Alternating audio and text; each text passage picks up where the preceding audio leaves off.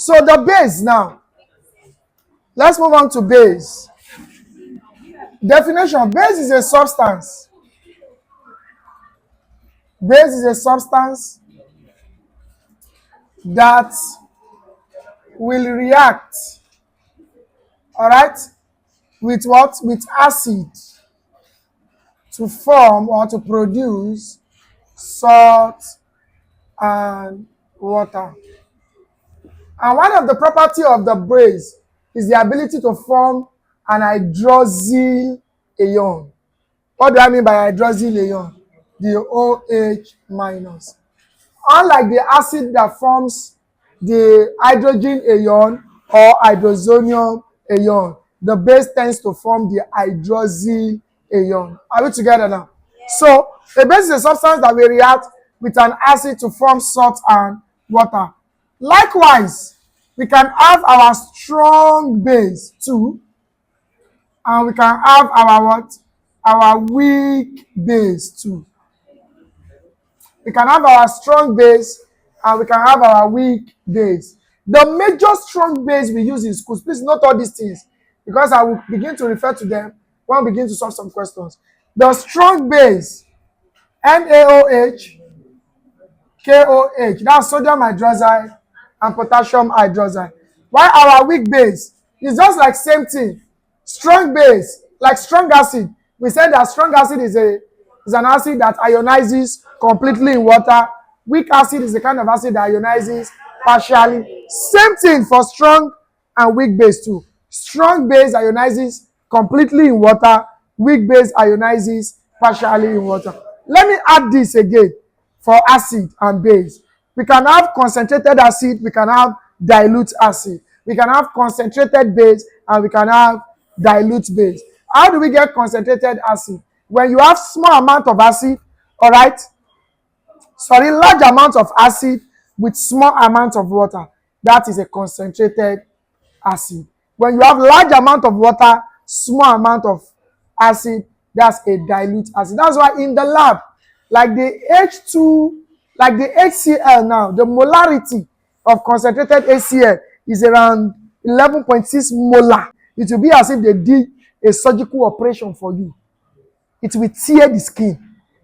That's the reason why I will see sometimes they say one girl pour one boy acid. Because I don't understand. I don't understand. Because the concentrated form of those acids are very, very corrosive. So same thing with our dilute base and weak base. Sorry, dilute base and concentrated base. Concentrated base, when you have the what? Large amount of base to small amount of water, is going to give us a concentrated base. But if you have large amount of water, small amount of the base, is going to give us a what? A dilute base. Does that make sense? So we have weak base. Examples, you can have magnesium hydroxide, you can have copper hydroxide, that's copper 2 hydroxide, you can have iron 2 hydroxide, you can have iron 3 hydroxide, and a whole lot of hydroxide like that. They are what? They are weak base. From there, another thing that we can be tested on base is the physical properties. The physical properties of base. Number one, what's the physical property of base? Turn red litmus paper blue. That's number one. Number two, the concentrated form of a base too is corrosive. Yes. So the concentrated form of a base too is corrosive. And we can have three. It has what? Yes. That's why in most of our soap, what they use is an hydroxide. In fact, the major ingredient for soap is soda. What is soda? Sodium hydroxide. So that is that. Our chemical properties of base. Chemical properties of base. Number one, we have talked about that. Reaction with acid. And reaction with acid is the neutralization reaction to give us salt and water. And another one is what? Reaction with ammonium salt. With ammonium salt. Let's give an example. When a base NaOH reacts with an ammonium salt, let's say NH4Cl, it's going to liberate what? Sodium chloride plus H2O plus ammonia. The main thing I want you to note is the ammonia. The gas that will be liberated when a base reacts with an ammonium salt is what? Is ammonia. Is the equation balanced? One sodium balance, one chlorine. Oxygen is 1, right? Oxygen is 1. Hydrogen is 4 plus 1, making 5. Hydrogen is 3 plus 2, making 5. One nitrogen. Balance. All right. So that is that for base. That's the basically that's what we'll be asked on. We might not get much question on base. We might get much question on acid and salt. So we might not get much question. I will know the uses of base. We can use our base is used in our toothpaste. Yes, to another place. So let's talk about salt. I've given a brief definition of salt. And I said a salt is a substance. A salt is a substance formed when replaceable hydrogen ion of an acid is partially or completely replaced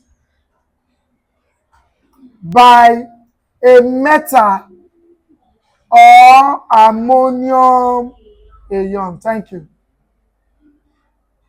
So, when a salt is a substance you will form, when the replaceable hydrogen of an acid is partially or completely replaced by a metal or ammonium ion. Example, we'll come from acid, then we will form the salt. I'll just do 3 because of our time. Acid, right? So, if we dissociate, it will give us this, yes or no? So, let's replace the hydrogen ion with a metal or ammonium ion. So, if we replace with a metal, give us one metal, sodium, so it becomes NaCl. Can you see? That's the salt that is formed. And if we want to replace with ammonium ion, it becomes NH4Cl. Does that make sense? All right. Another one, if I have HNO3 acid, give us another metal. Zinc. Thank you. So, which means I can have zinc, all right, NO3. But now look at this. I cannot write it like this. You have to understand valency. Zinc has a valency of 2 plus. NO3 is the triazonitrate 5 ion, Abi? So which means they will exchange valency. So NO3 will give zinc 1. That means nothing will be on zinc. Why? NO3 will accept the 2 of zinc to now be, we bracket this. Because I cannot just put 2 since 3 is here. So I'll bracket it, and that's the salt that will be formed from this place. And if it is an ammonium ion, what are we going to have? We are going to just have NH4NO3. You know why? This one is just minus, this one is just plus. So that is that. Type of salt. We have 5, right? Number 1, normal. And what is the meaning of normal salt? Example of normal salt is this. Now look at something. Look at something here. H2SO4. Did you see? How many replaceable hydrogen ion do we have here? But now look at normal salt. NaCl from HCl, Abi. If you look at this one, we replace all the hydrogen. Is that not? So a kind of salt that all the hydrogen ion, all the replaceable hydrogen ion is fully or completely replaced. Is a normal salt. An example is this. We now have the what? The acid salt. The acid salt is coming from the fact that you are not replacing all the hydrogen ion. Look at this one. How many hydrogen ion you have there? 2, but I want to replace 1. So I can have NaHSO4. This is sodium hydrogen tetraoxosulfate. 6. So this is an acid salt. Why? 1 hydrogen is still remaining. We didn't fully replace it. So a kind of salt that will be formed when all replaceable hydrogen ion is partially replaced by ammonium or metallic ion is an acid salt. Another one we can have is a basic salt.